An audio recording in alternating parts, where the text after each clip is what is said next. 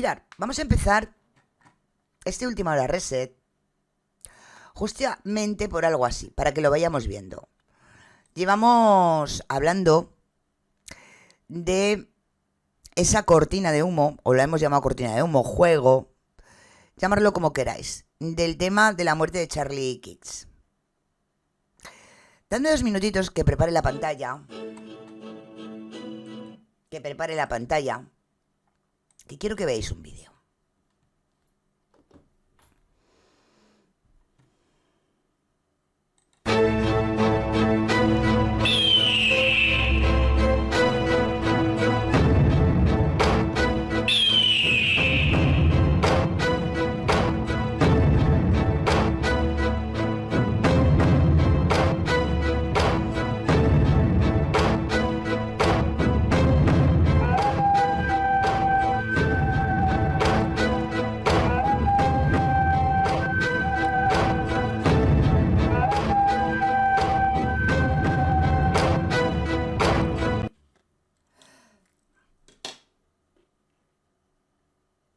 Fácil, ¿no?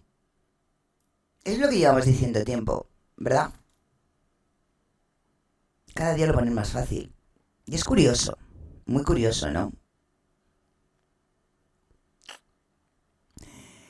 La pregunta es ¿por qué? ¿Por qué lo ponen tan fácil? ¿Por qué antes nos costaba tanto y ahora cualquiera lo ve? Este chaval es muy joven. Mirad qué fácil. Vamos a ver otro. Llamarme loco, pero Charlie Kirk no está muerto. Y para ello he visto cientos de vídeos y analizado en secuencia. Lo primero que quiero que entendáis es que los medios de comunicación son pura propaganda, ya sea de izquierda o de derecha. Y lo que te han mostrado es un truco de magia, pero de cerca. Que desvía tu atención en la emoción y no te fijas en los hechos. Te lo demuestro. En primer lugar, para el que no lo sepa, murió el 10 de septiembre. Pero es curioso que este libro en Amazon se publicó el 9 de septiembre. He traducido pone el tiroteo de Charlie Kirk, un relato completo del ataque a la Universidad de Valley en Utah. Y no lo busquéis en Amazon porque tras darse cuenta lo retiró. Y ahora me voy a ceñir a los vídeos. En primer lugar, esta persona mira si la están observando. Y estas imágenes son previas al tiroteo. Hace unos ajustes en el dispositivo que hay aquí detrás, que no es una cámara, y de repente el cámara enfoca a dónde se produce el tiroteo, lo que viene siendo un control de ángulo de visión. En segundo lugar tenemos esta imagen de Charlie Kirk llegando al escenario, que si te fijas en la parte izquierda del cuello, si le damos resolución veis como tiene un parche, color carne para que nadie se diera cuenta. En primer lugar, fijaros en este rectángulo negro, que no está paralelo al cuerpo porque tiene un dispositivo debajo que hace ángulo y en el cuello de la camisa también se nota esa curva. Os lo muestro de distintos ángulos para que lo apreciéis lo mejor posible. Y él incluso por la molestia que supone se lo llega a tocar. Y aquí es donde vienen los efectos especiales. Fijaros atentamente al cuello. En esta imagen frontal podéis ver cómo ese punto negro desaparece por completo de la camiseta. Y ahora os voy a poner la imagen a cámara muy lenta para que proceséis otros detalles. ¿Os acordáis del dispositivo que os mostré al principio de todo al lado izquierdo del cuello? Este de aquí. Pues ahora vais a ver primero cómo se sube la camiseta. Aquí aparece el parche y de repente el punto negro ya está en el cuello. Aquí veis un rectángulo perfecto inclinado al fondo del escenario. Y ahora fíjate en el sistema de cables. Cerca de su oreja derecha hay unos cables que tiran hacia atrás, que en esta imagen difícilmente se aprecia. Pero si cambiamos de ángulo, podemos ver un color blanco en su pelo que tira hacia arriba, cambiando su posición como si de un tirón fuerte le hubiera dado. Y aquí os muestro un dispositivo de disparo de cine a distancia. Y ahora viene la segunda parte. El disparo es en el cuello y por el volumen y la presión con la que sale la sangre se podría decir que le han dado en la arteria la carótida. De ser real estaría expulsando sangre de forma constante. Pero sin embargo, cuando lo están sacando no cae ni una gotita en el suelo. Y después está el tema del entierro. Ella está llena de joyas, súper maquillada y a él solamente se le ven las manos. A mí se me muere alguien cercano y yo tendría la cara demacrada, los ojos hinchados y no tendría ninguna gana de arreglarme. Me remito a los hechos y que cada uno crea lo que quiera creer. Y esto son personas que lo han ido viendo, pero si recordáis el primer vídeo que nosotros hicimos en este canal, ya explicamos que tenía esa mancha, nosotros le llamamos mancha en la camiseta, algo en el cuello, la parte justo donde le habían disparado. Eso fue a bote pronto, sin estudio del vídeo previo. Impresionante pero cierto, ¿verdad, equipo? Impresionante pero cierto. Bueno, dicho esto, vamos a ver lo que vamos a ver a continuación, ¿vale? Lo que vemos a continuación... Tengo dos, yo creo que son los dos iguales, pero si eso creo que los colocaremos. Yo creo que son iguales. Bueno, lo que estáis viendo en pantalla, no tiene audio por lo menos este, es Tim Robinson, responsable del asesinato de Charlie Kings, que compareció en la corte mediante videotransmisión para su lectura de cargos. Está acusado de asesinato agravado con agravante de víctima tragedics por supuesta motivación política y de ofensas violentas cometidas en presencia de un menor. También enfrentará cargos por disparo de arma de fuego, 2 por obstrucción a la justicia y 2 por manipulación de testigos. El juicio comenzará el 29 de septiembre del 2025 con una audiencia de renuncia. La corte determinó que Robinson es indigente, es decir, no cuenta con recursos para pagar un abogado, por lo que se le asignará defensa pública antes de la próxima audiencia. La fiscalía pedirá pena de muerte para Tyler Robinson por el asesinato de Charlie Kings. La fiscalía del condado de Utah anunció que buscaba la pena de muerte para Tyler Robinson, responsable del asesinato de Charlie Kings. Robinson enfrentará cargos de asesinato agravado, 2 cargos de obstrucción a la justicia, disposición de arma de fuego, acusación de lesiones graves, manipulación de testigos y comisión de un delito violento en presencia de un menor. Así que ya le han leído los cargos, a veces es la misma, si es la misma. Ya le han leído los cargos y esto es lo que se ha sentenciado por el momento. Por el momento. Pero hay una cosa muy curiosa que está pasando por debajo del tema de Charlie Kings. ¿Qué es? Pues nada más y nada menos que el tema de Jeffrey Epstein. Curioso, ¿verdad? Porque parece que el director del FBI y el senador Andy Cripps se enzarzan en una discusión acalorada sobre Jeffrey Epstein y Ghislaine Maxwell. Todo eso en público, ¿eh? En público. Curiosamente, después de esa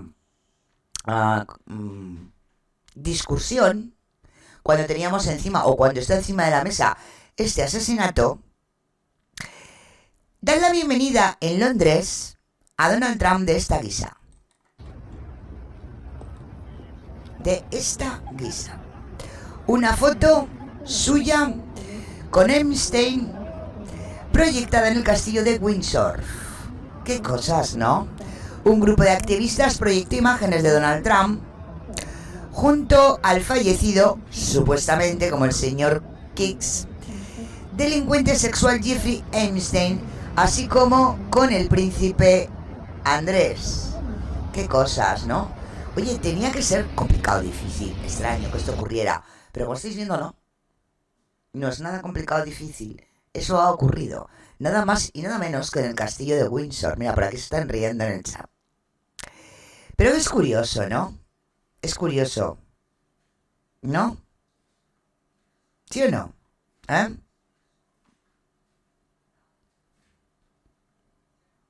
Ojo. ¿Qué ocurre más sobre este tema? Todo esto en paralelo, ¿eh? Es curioso. Es curioso que esté pasando en paralelo. Does Donald Trump appear anywhere in the Epstein files? I'm sorry, could you say that again? It's not a complicated question. Does Donald Trump appear anywhere in the Epstein files? I didn't say it was a complicated question. I just didn't hear you, so my apologies. We have released where President Trump's name's in the Epstein files and everybody else, and all credible information that we are legally allowed to release has been released. All right, so let's go through that. You're referring to court orders that prohibit you from releasing grand jury testimony under Rule 6E. Is that what you're referring to when you say as the law allows? That's a piece of it. Really? What other evidence do those three court orders you cited prohibit from being released?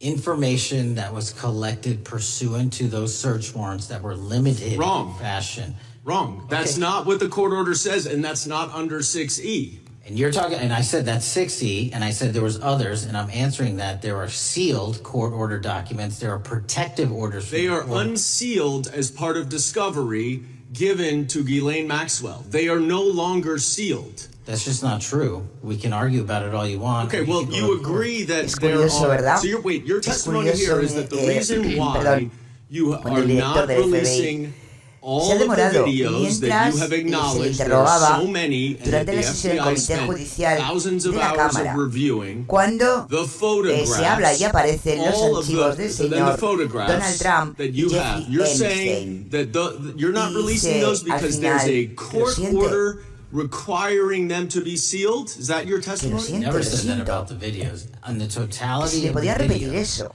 of the thousands of Después de images unos minutos de that espera were seized y luego pursuant to the search warrants executed pues at the time, comentar o hablar o overwhelming exponer majority lo of que that estamos video viendo is en pantalla. pornographic material that was downloaded from the internet and child sexual abuse material. We will never release that. Well, as you should not release the victims. Todo But esto, if there como are me repito, videos that en relate paralelo to al tema others who del Epstein asesinato trafficked de to, such Kicks. as maybe Prince Andrew, or photographs, that you have total control to release.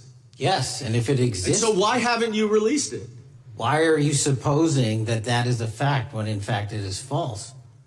Are you Curioso. Vuelvo a repetir, muy curioso. Continuamos. La comentarista Candy Ower sigue al ataque.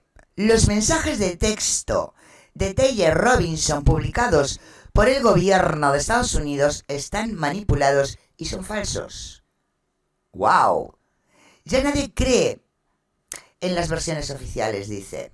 Tenemos que aprender a que el 99,9% de todos estos acontecimientos están programados por nuestros controladores, dice, para polarizar a la población.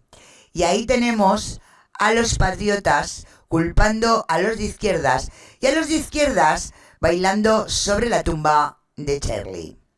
Ya te digo, nunca mejor dicho. Messages are clearly doctored, is what I would say. They're doctored. Now, they could decide why they're doing that. Tyler's being forthcoming. We're protecting him in some capacity. I find that to be unacceptable. Okay? Unacceptable. I want every single text message. I want timestamps. It is conspicuous that you are not telling us when this was sent, because it sounds like it's when the campus is on lockdown and he's got to go back and he's got to clean up. And then all of a sudden we're in the next day when his dad is getting clued in after the picture's been released. They're not telling us that, okay? And you have a right to be a little bit uncomfortable about that, because I'm a bit uncomfortable about that. We need full answers. Guau. Guau, guau, guau, ¿no? Y por si la cosa no traía más tela. El Poder Judicial, implicado en las redes de delincuentes infantiles, Epstein, Dutroy, etcétera, nombres que representan los crímenes más horribles contra los niños, ¿eran realmente autores individuales o existen redes mundiales de delincuencia infantil que siguen activas aquí? ¿Qué papel desempeña la justicia? ¿Son ciertas las afirmaciones de innumerables testigos que afirman que jueces, fiscales e investigadores no solo encubren estos crímenes, sino que los mismos están implicados en ellos? Países como Estados Unidos, Alemania, Australia, Países Bajos, Bélgica, Francia, Suiza. El enredo del Poder Judicial. Oye, qué curioso que todo esto esté unido, ¿no? Cuando no debería. La muerte de un activista. Escandaloso, pero cierto. No apto para cardíacos. Epstein, Dutroux, Teichmeister, nombres que representan los crímenes más atroces contra los niños. ¿Eran realmente delincuentes individuales, o hay redes mundiales de pedocriminales que siguen activas aquí? ¿Qué papel desempeña el Poder Judicial? Son ciertas las afirmaciones de innumerables testigos de que jueces, fiscales e investigadores no solo encubren estos delitos, sino que ellos mismos están implicados en ellos. CLA.Televisión desvela hechos aterradores. Estados Unidos, Alemania, Austria, Países Bajos, Bélgica, Francia y Suiza. Análisis de la implicación del Poder Judicial en casos graves de abusos y asesinatos de menores en 7 países. Se lo doy a todo el mundo por escrito. El peor y más perverso abuso infantil que he visto y oído describir en mi vida, por las propias víctimas.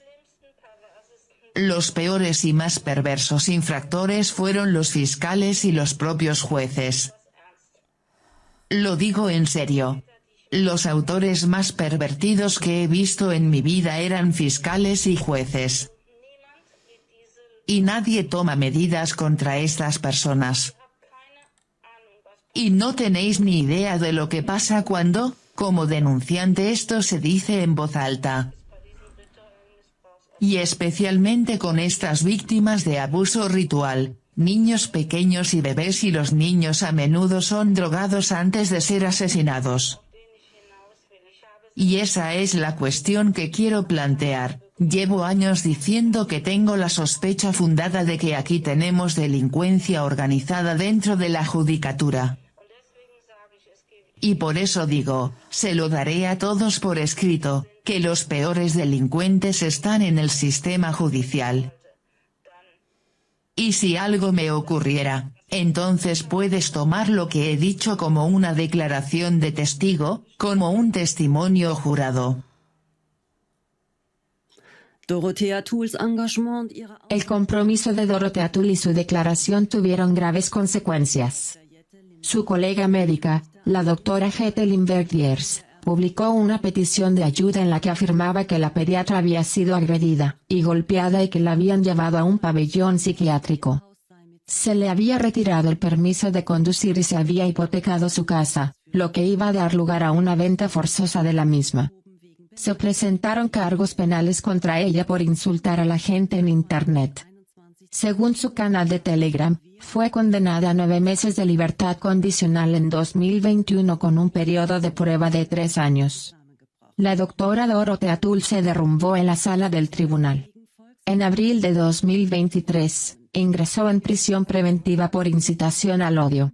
Desde entonces, ha desaparecido de escena y nadie sabe dónde está ni cómo se encuentra. ¿Por qué se toman medidas tan contundentes contra la doctora Tull?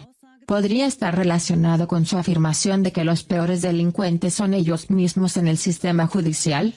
¿Hay indicios de que el Poder Judicial esté implicado en redes de pedocriminalidad? CLA.Televisión investigó estas cuestiones y descubrió algunos abismos aterradores. Un gran número de supervivientes y testigos de violencia sexual y ritual organizada han declarado que en estos delitos están implicados jueces, fiscales, abogados y policías de alto rango. Algunos de ellos son ellos mismos los autores de los delitos, otros encubren las redes de pedocriminalidad, protegen a los autores y persiguen a testigos y activistas. Escuche algunos ejemplos a continuación. Primero. Estados Unidos. La implicación de la justicia estadounidense en el escándalo Epstein. El financiero y delincuente sexual estadounidense Jeffrey Epstein dirigió una red de tráfico sexual con menores durante unos 20 años. Las víctimas denuncian tráfico sexual y agresiones sexuales que tuvieron lugar ya en 1996. Se calcula que hubo al menos 100 víctimas en total. Sin embargo, el número de casos no denunciados es sin duda muchas veces superior.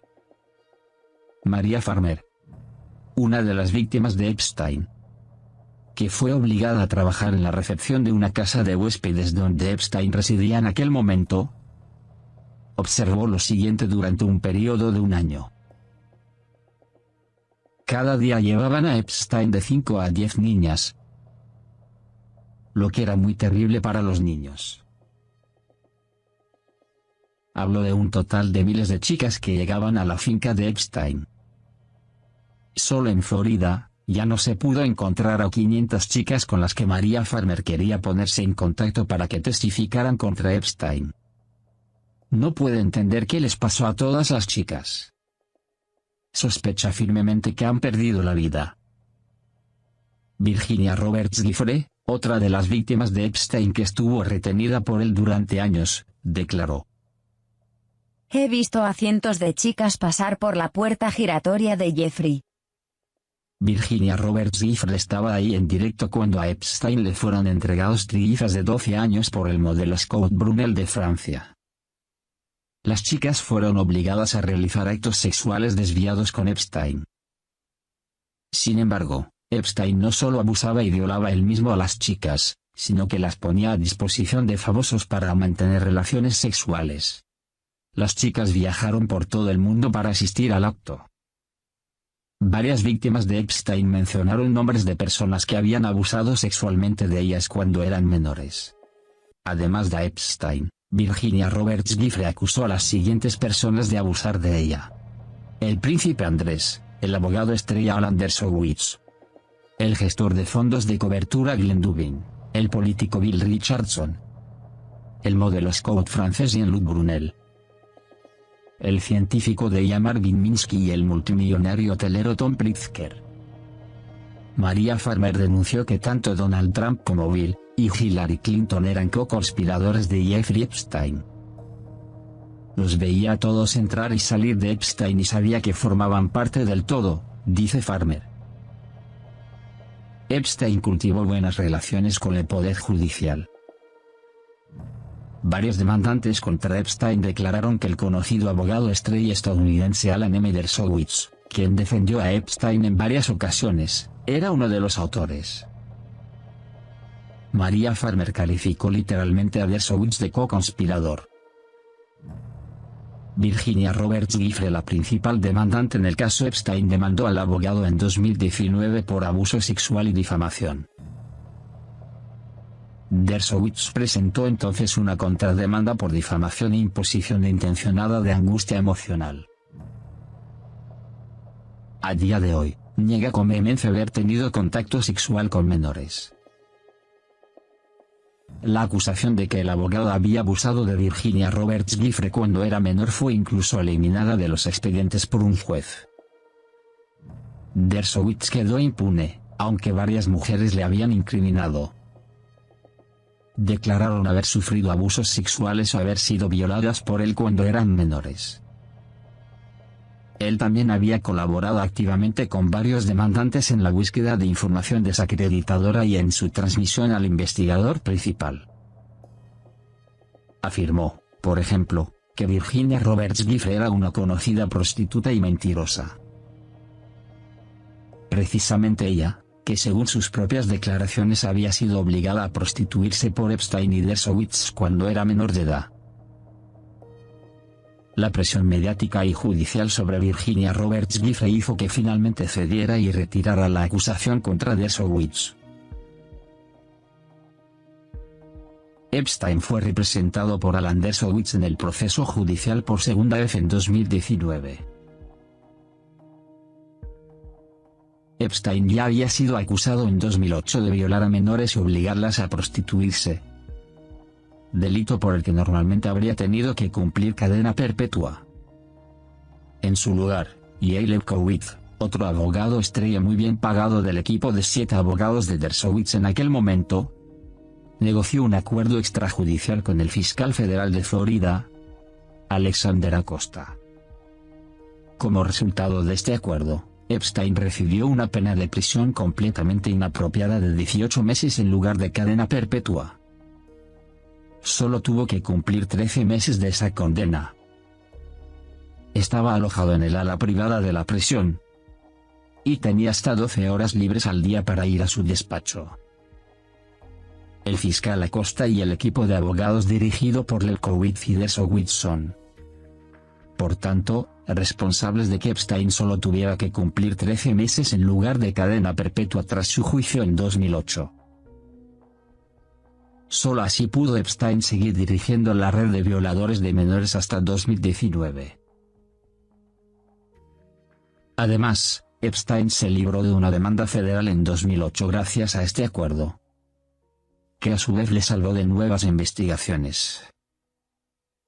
Surge la sospecha sobre el hecho de que no se investigaron más detalles del escándalo Epstein, lo que sin duda favoreció a los responsables de la judicatura y a los autores prominentes.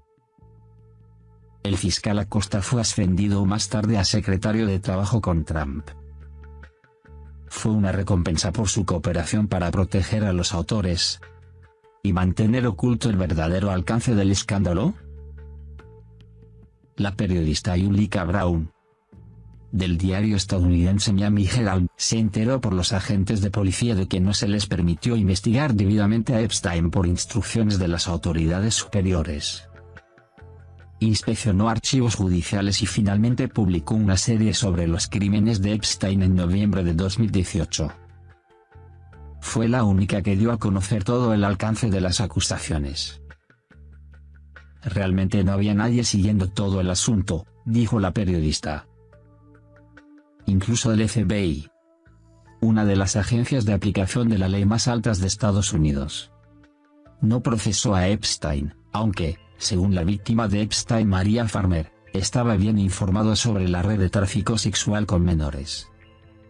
El FBI también sabía que Maria Farmer y su hermana Annie habían sido víctimas de la red de tráfico sexual de Epstein ya en 1996.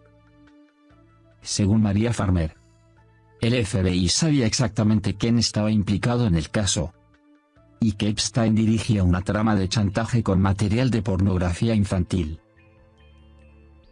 Sin embargo, no se tomó ninguna medida contra Epstein. Basándose en las pruebas disponibles, el FBI habría tenido el deber de encarcelar a Epstein de por vida. Pero no lo hicieron. Conclusión intermedia. El caso Epstein revela que la judicatura y las autoridades investigadoras hicieron la vista gorda, lo que provocó años de sufrimiento a muchas jóvenes. Por desgracia, poco ha cambiado. Su cómplice Ghislaine Maxwell ha sido condenada a 20 años de prisión.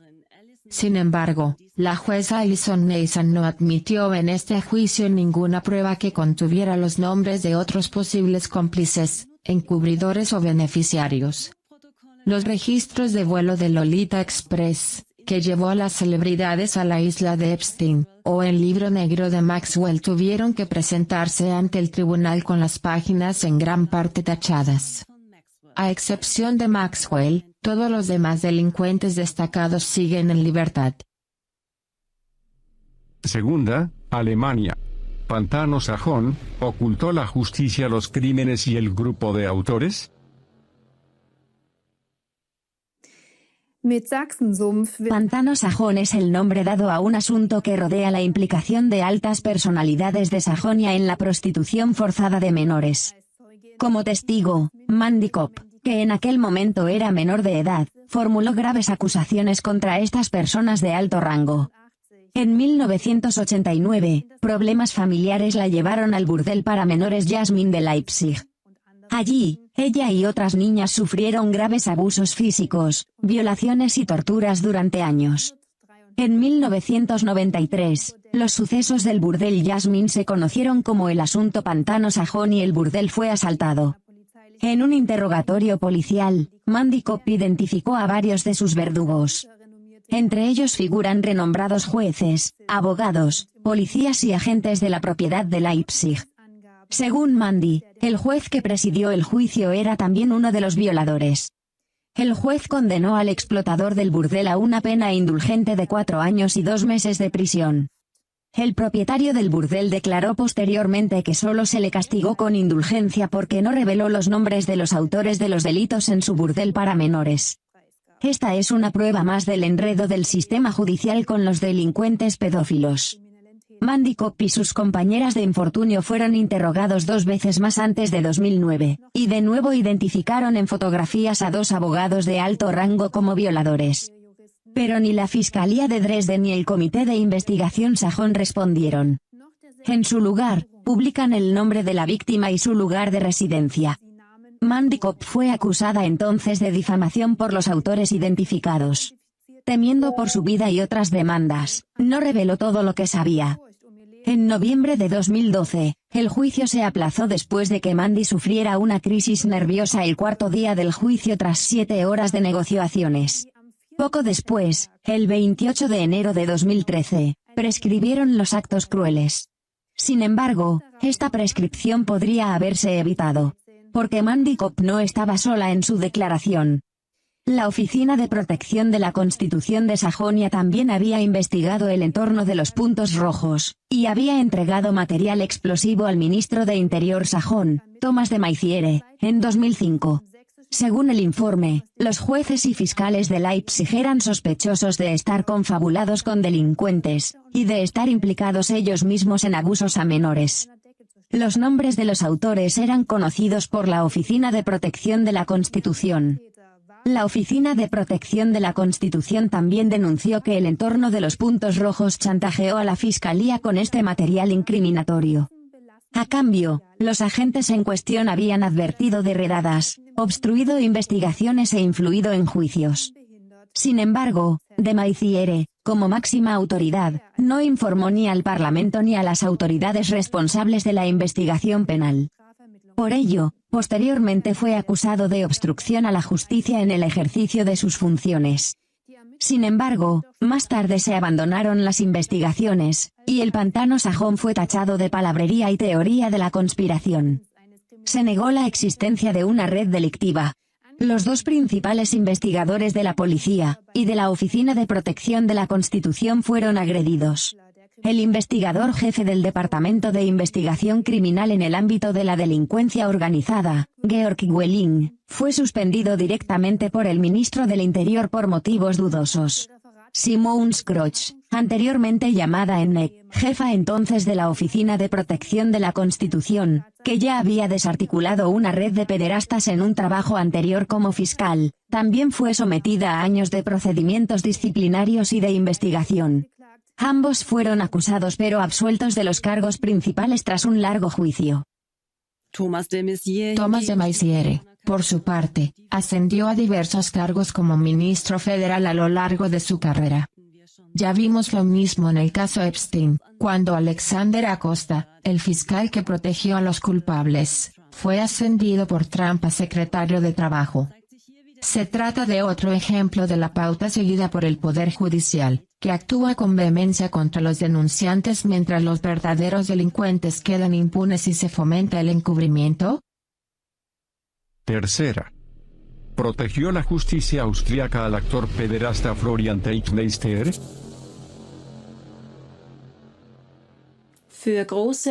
La sentencia extremadamente benévola contra Florian Teichmeister, actor austriaco y masón de la Gran Logia de Austria, causó un gran revuelo en 2023. Evidentemente, Teichmeister estaba tan convencido de la masonería que incluso construyó un templo en su propiedad.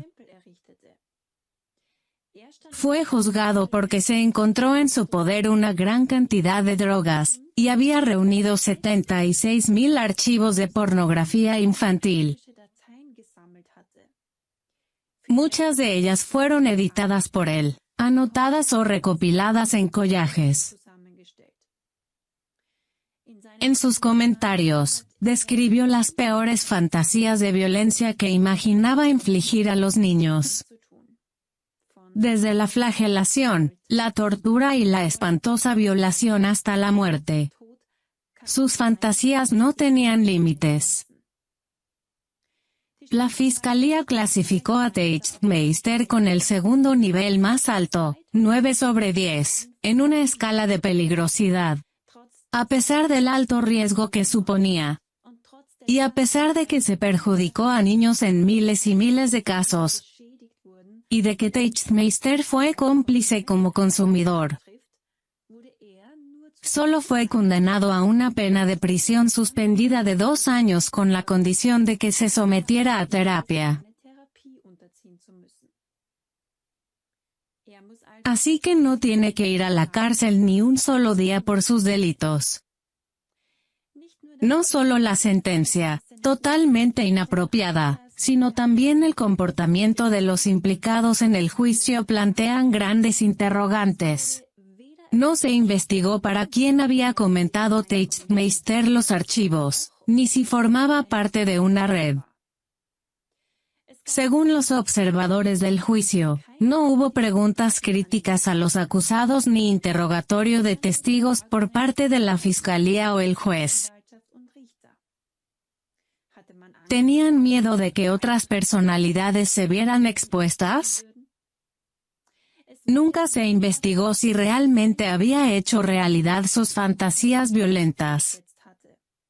Y ello a pesar de claros indicios, como una lista de la compra encontrada en su poder para la adquisición de ropa de niña y objetos sadomasoquistas. El juez Stefan Apostol lamentó el ostracismo social de Teichtmeister, y utilizó las manifestaciones en su contra como motivo para concederle circunstancias atenuantes.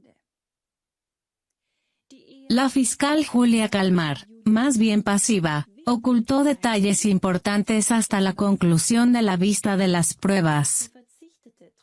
A pesar del alto grado de peligrosidad de Teichtmeister, decidió no recurrir la sentencia.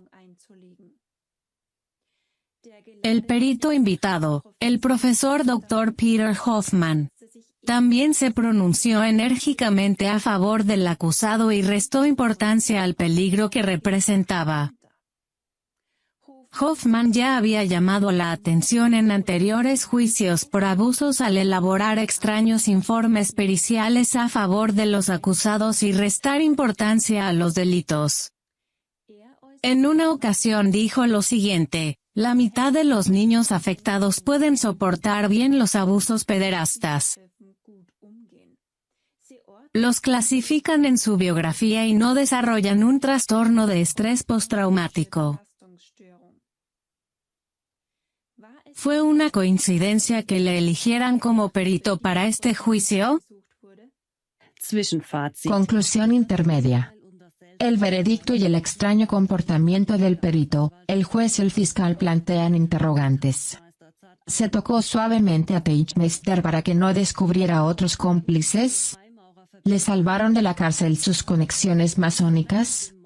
Según el lema con el que el periódico The Standard ya titulaba significativamente con respecto a los masones, ¿los hermanos permanecen unidos? Cuarta. Países Bajos y Bélgica, el caso de Zandvoort. La red de pornografía infantil de Zandvoort debe su nombre al balneario holandés de Zandvoort, donde 2 de los principales autores regentaban un videoclub. En esta asociación de pederastas se cometieron los peores delitos. Cuando se destapó el caso en 1998, se incautaron cientos de películas en las que se violaba a niños e incluso bebés. En el yate de uno de los autores se celebraban fiestas sexuales con gente de élite, donde se filmaban los llamados vídeos NAF en los que se abusaba de niños. Y se les torturaba hasta la muerte delante de la cámara. Uno de los niños que murieron a consecuencia de ello fue Manuel Schadwal, de 13 años. Secuestrado en Berlín obligado previamente a prostituirse en un burdel infantil de Rotterdam. El grupo belga de ayuda a los derechos civiles Wetgret Morkoven, con su fundador y líder Marcel Verbloesem. Desempeñó un papel clave en el descubrimiento del caso. Al grupo se le filtraron vídeos que mostraban a hombres manteniendo relaciones sexuales con niños. Los transmitieron a la policía. Sin embargo, la policía belga no respondió durante 5 años.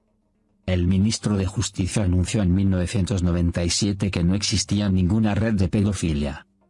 Y más tarde se supo que un hombre que aparecía en el vídeo estaba relacionado con políticos belgas. Ante la inactividad de la policía, Verbloesem inició sus propias investigaciones y consiguió ponerse en contacto con uno de los autores y ganarse su confianza. Sin embargo, este autor fue asesinado poco después. Verbloesem consiguió hacerse con miles de archivos de contenido pornográfico y, en ocasiones, sádico, irrumpiendo en su domicilio. A continuación, los entregó a la prensa y a la fiscalía. Sin embargo, 7 CD-ROM con pruebas que fueron remitidos por el web Gret Morkoven al fiscal general del Tribunal de Amberes han desaparecido sin dejar rastro. Verbloesem también se incautó de más de 3.000 documentos con direcciones de clientes y facturas, que dejaban claro que la red de pornografía infantil operaba en todo el mundo, incluidos Alemania, Estados Unidos e Israel. A través de sus investigaciones, sin embargo, el propio Verbloesem se convirtió en objetivo de la justicia. Fue acusado de abusos a menores y condenado a varios años de prisión.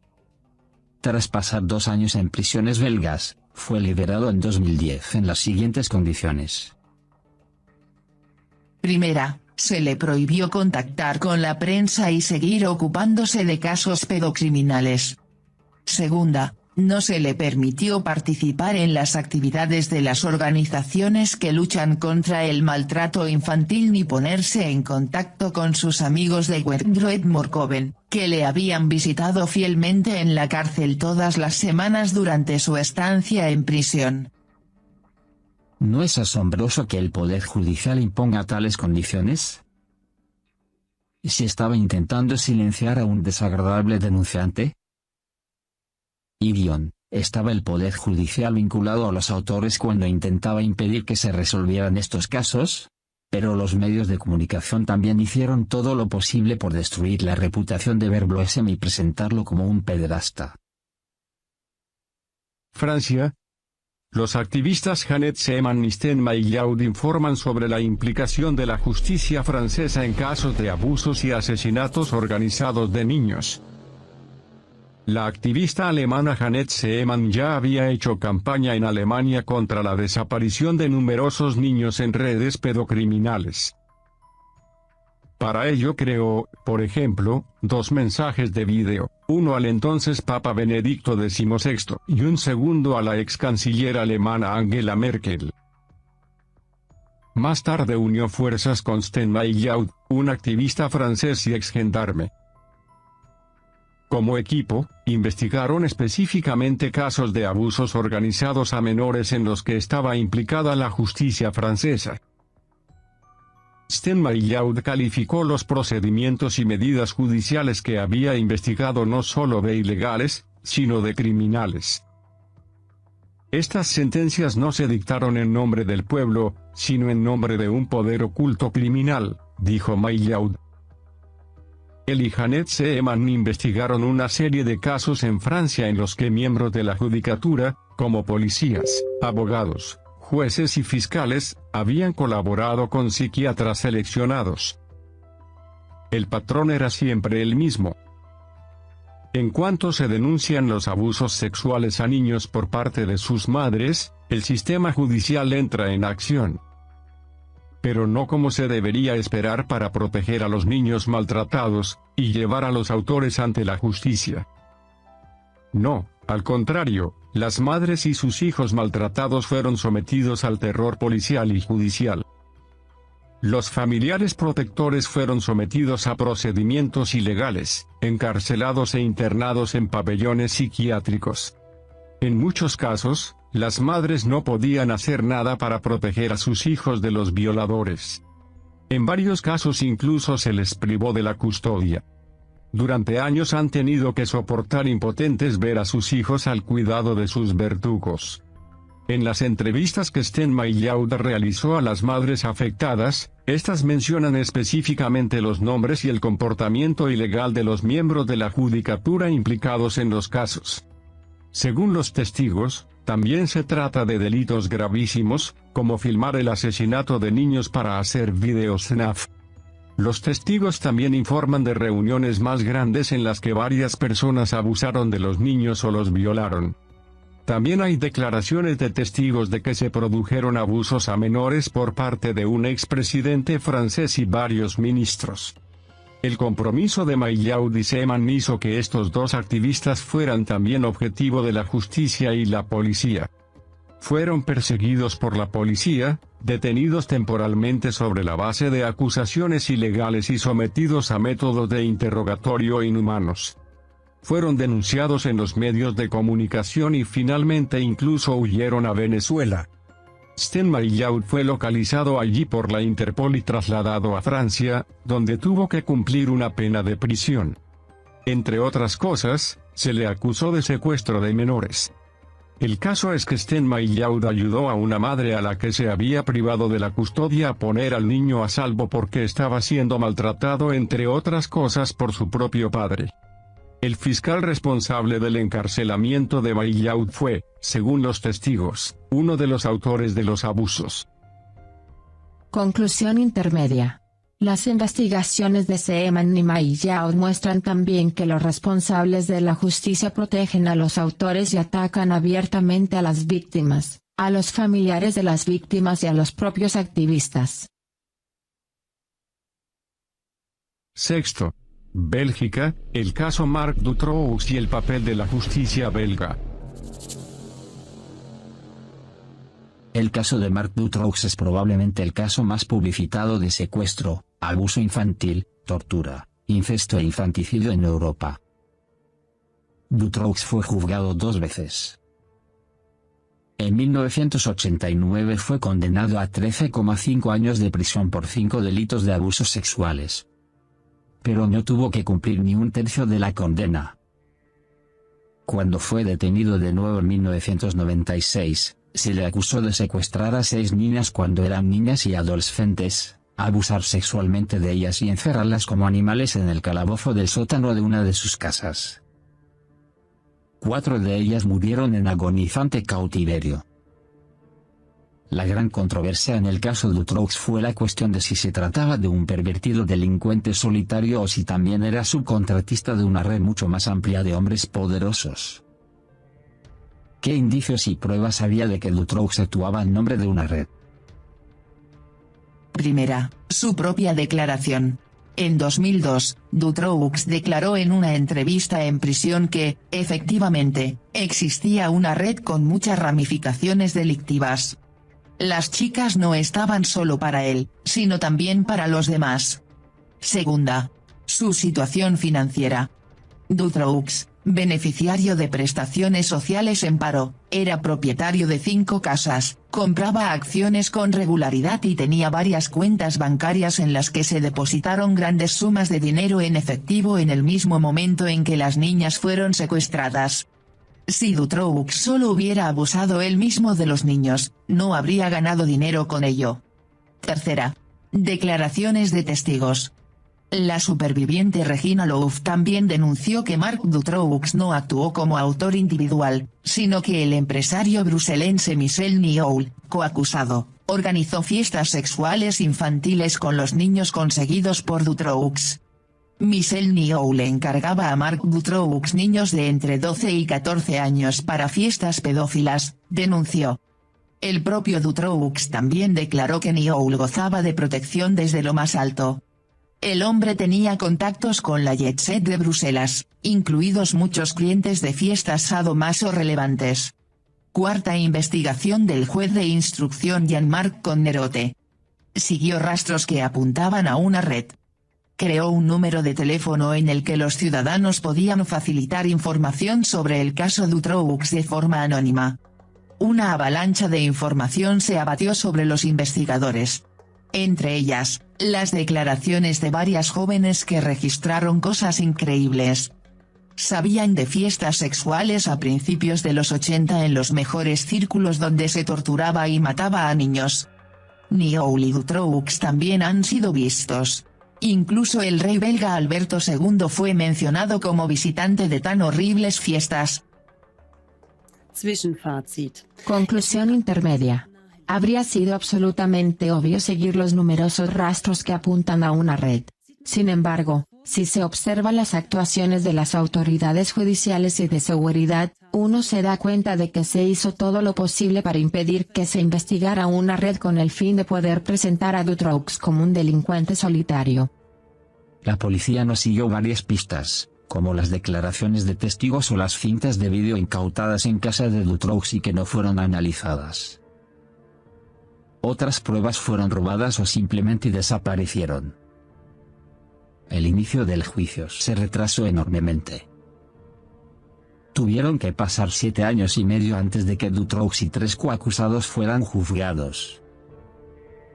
Sin embargo, durante este tiempo, al menos 27 testigos murieron misteriosamente. La mayoría de ellos querían testificar sobre conexiones que corroboraban la sospecha de que Marc Dutroux no era un delincuente solitario, sino que había una red de cómplices a su alrededor. Las circunstancias que condujeron a la muerte de estos 27 testigos se investigaron de forma totalmente inadecuada o no se investigaron en absoluto. La superviviente Regina Louf había presenciado alrededor de 60 asesinatos e incluso fue capaz de nombrar a 35 de las víctimas.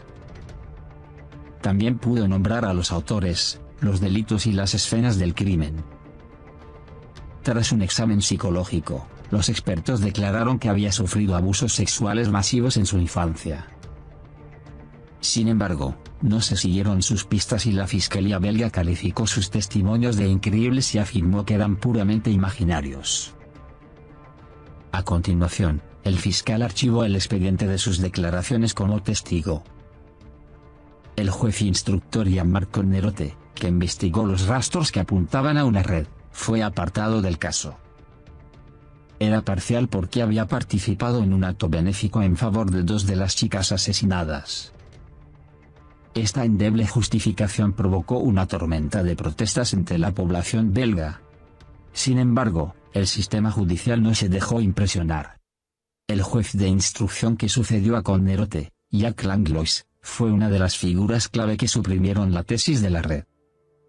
Detuvo todas las investigaciones sobre posibles patrocinadores. Años después, se supo que Langlois no había incluido en el proceso las declaraciones de más de 600 testigos. Todos los testimonios sobre una red se guardaban bajo llave. Los investigadores implicados fueron trasladados en la primavera de 1997. Los expedientes con todas las pistas, nombres y sospechosos verificables se cerraron en 1998.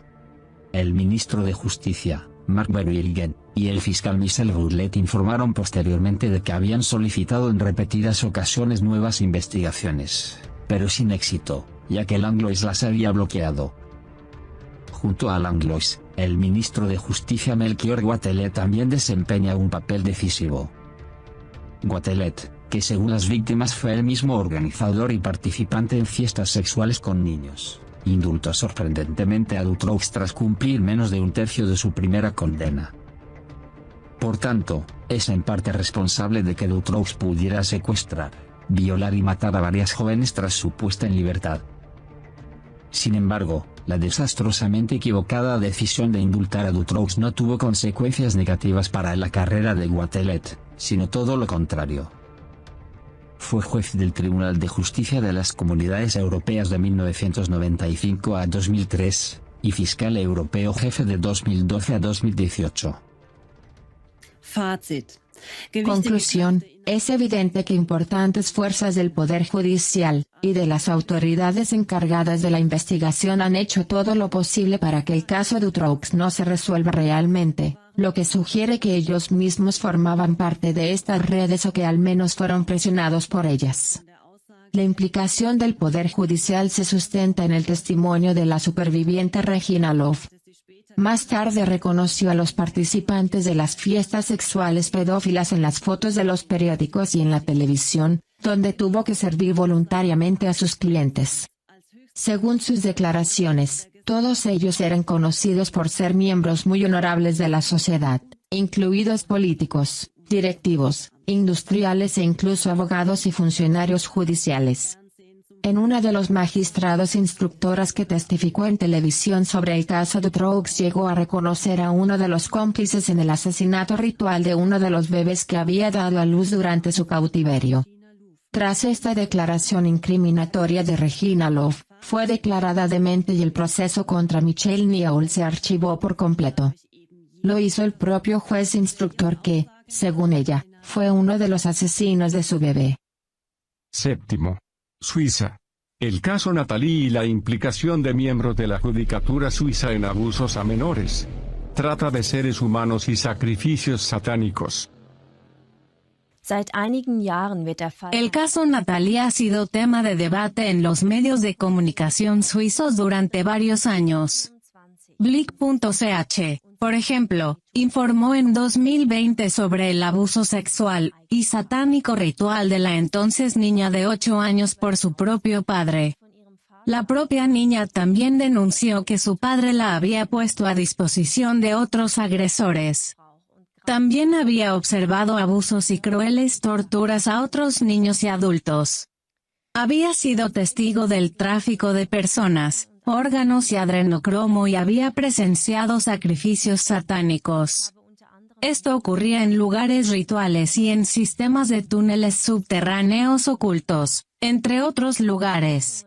Los relatos de Natalie coinciden con otras innumerables declaraciones que CLA.televisión tematizó en los documentales Secta Sangre 1 y 2. También en el caso de Natalie existen claros vínculos entre el sistema judicial y la red de agresores. Algunas personas del sistema judicial suizo fueron incluso identificadas por Natalie como autores. Durante el procedimiento penal preliminar contra el padre, reconoció a varios autores de malos tratos, a un juez superior, a 2 fiscales y a varios policías que habían registrado el domicilio de Natalie. Natalie declaró repetidamente durante el proceso que ya conocía a estas personas. Habían participado en las ceremonias de maltrato y asesinato a las que les había llevado su padre. Por ejemplo, un antiguo jefe del Servicio de Protección de Niños y Adultos, que es, de la región social responsable fue reconocido, y nombrado por Natalie como abusador y asesino de niños. Natalie informó de que había visto a este dirigente de KES llevar bebés a las reuniones, y participar en el asesinato de los bebés. El KESP, que es superior al KES, asignó a Natalie una abogada de menores, quien también identificó a Natalie como autora del delito. Esta abogada no ha hablado ni una sola vez con Natalie ni con su madre. No tenía ningún contacto personal con Natalie, pero sí con el abogado de su padre, a quien Natalie acusaba de malos tratos. Discutió con él la mejor manera de hacer que Natalie no fuera digna de confianza mediante opiniones de expertos. Obviamente, perseguía el objetivo de revocar la custodia de la madre de Natalie. Este procedimiento se conoce legalmente como traición al cliente. El KESB fue informado de estos hechos. El equipo editorial tiene pruebas escritas de ello. El juez decano encargado del caso influyó en el abogado de la madre de Natalie. Debe persuadirla para que retire los cargos contra el padre de Natalie. El abogado de la madre de Natalie presentó entonces un recurso para impugnar la parcialidad de este juez superior, pero aún no se le ha concedido. El KESB no solo asignó a Natalie una abogada que, según ella, era una de los autores. También ordenó que la niña acudiera a una psiquiatra superior para recibir tratamiento, quien también reconoció a Natalie como la autora del delito. Aquí ya no podemos hablar de coincidencia. Natalie denunció que la psiquiatra le había dado descargas eléctricas durante los interrogatorios. Eso fue muy angustioso para ella. Natalie estaba sola durante las entrevistas. A su madre no se le permitió estar presente durante el interrogatorio. Natalie habla repetidamente de cómo las autoridades y las personas implicadas en la investigación de su caso forman parte del grupo de perpetradores. Los procedimientos en curso han demostrado en repetidas ocasiones que las personas mencionadas definitivamente no estaban interesadas en una investigación neutral, sino por el contrario en encubrir el caso Natalie. Absolutamente escandaloso y perturbador es el hecho de que no el padre acusado de abusos, sino la madre de Natalie, completamente inocente, quien fuera puesta bajo estricta custodia durante un día. Allí la retuvieron durante 24 horas en una fría celda con un retrete maloliente, para liberarla tras horas de interrogatorio. Esta actuación de la fiscalía encargada del caso probablemente solo pueda calificarse de táctica de desgaste para cansar y desanimar a la madre de Natalie. Paul Spruder, reportero crítico del Solothurner Zeitung, tuvo el valor de destapar todas estas interdependencias entre el KESP, la fiscalía y los psiquiatras de niños y adolescentes y de darlas a conocer en sus artículos.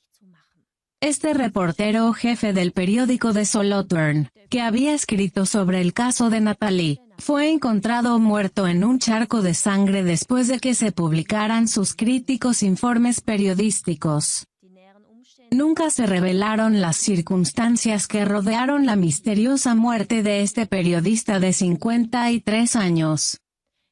Esto recuerda al caso Dutroux, en el que 27 testigos que querían declarar sobre estas conexiones también fueron retirados misteriosamente del lugar de los hechos. Para garantizar que esto no vuelva a ocurrir en el caso Natalie, y en otros casos y que no se puedan encubrir los delitos, las víctimas y los informantes ya han tomado medidas cautelares. En caso de que les ocurriera algo, ya han copiado todas las pruebas varias veces, y las han guardado bajo llave en diversos lugares del mundo, hasta que un sistema judicial manifiestamente imparcial se haga cargo de estos delitos. Bueno, sigue pasando lo mismo, ¿no? Caso Loan, caso Lian, Cote Cabezudo, etc, etc, etc. Entonces, el problema es que ya no se les cree absolutamente nada. Y si son capaces de hacer todo esto, y hemos tenido durante muchos años pruebas, esto es un resumen de lo que están haciendo, ¿realmente el señor Kik murió o necesitaban deshacerse de él?